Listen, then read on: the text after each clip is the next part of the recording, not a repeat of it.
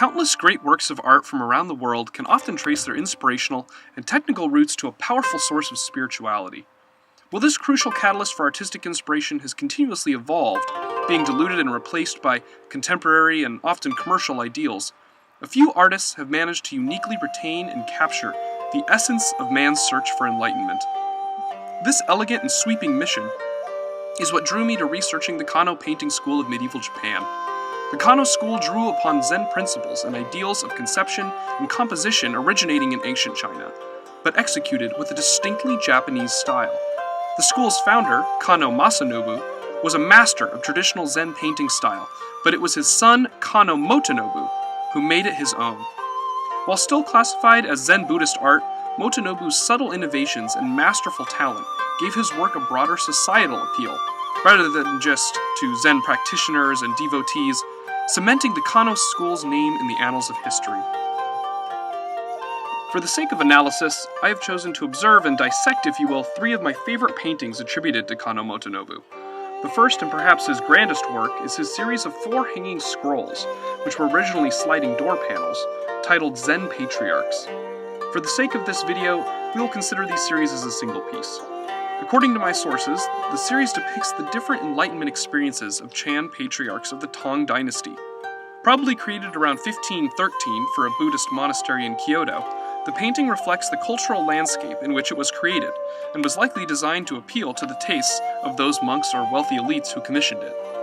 It is important to note that the Kano school could not operate on spiritual fulfillment alone, of course. Painting was their means of livelihood as well as a form of artistic expression.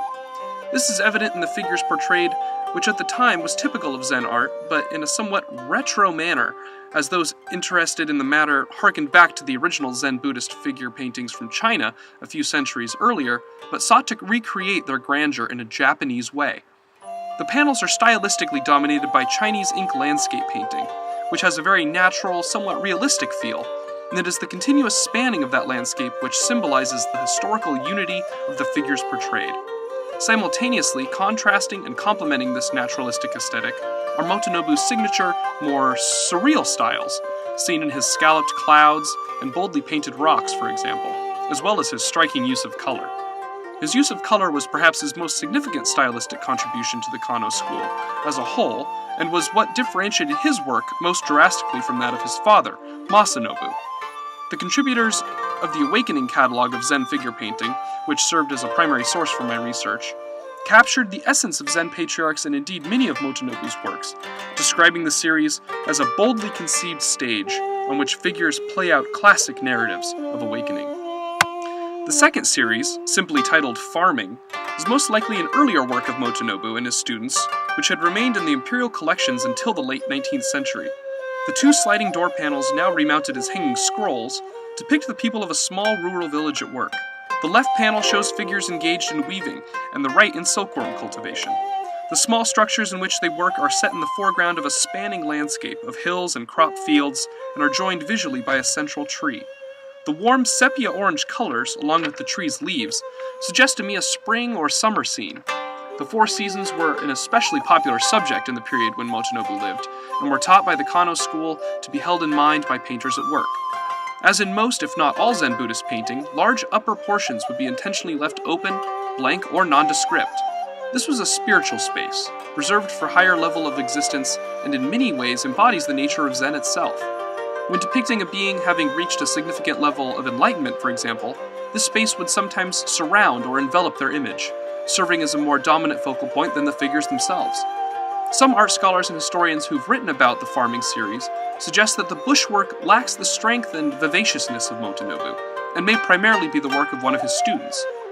While Kano Motonobu often worked in series, he still produced many singular paintings, such as Kanzen and Jitoku. As the title given suggests, it depicts with great skill the eccentric figures of those 2 Chinese men, culturally and possibly historically ingrained in Zen painting. According to my sources, both men were said to have been recluses on Mount Tiantai during the Tang dynasty, and potentially the reincarnations of the Buddhist deities Monju and Fugen, respectively. The 2 men stand underneath a mountain pine, joyfully reading a scroll of poetry. Historically, Kanzen had existing poetry attributed to him, so it is likely he who holds the scroll. Jitoku carries a broom which, according to my sources, represents his life of menial chores, which would be appropriate considering his presumed childhood as an orphan at the monastery on Tiantai. Their hair is ill-kempt and their toenails long, showing a degree of nonconformity as necessary in the pursuit of enlightenment.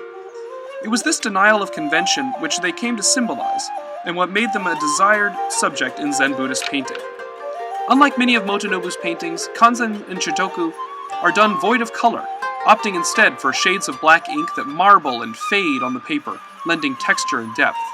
The lines on the men's robes are bold, but collectively, the piece has a soft, jovial aesthetic, with much space intentionally left blank to shut out the material world, just as those figures were known to do in practice. Kano Motonobu was a highly skilled professional painter, one who truly mastered traditional style but saw the virtue in mastering his own. He was fluent in indigenous Japanese painting styles, contemporary Chinese court painting, and ink painting.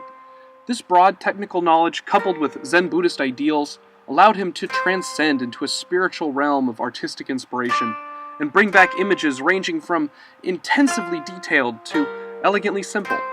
In doing so, he laid the foundation for others to follow, and did so directly as artist and studio manager of the now legendary Kano Painting School.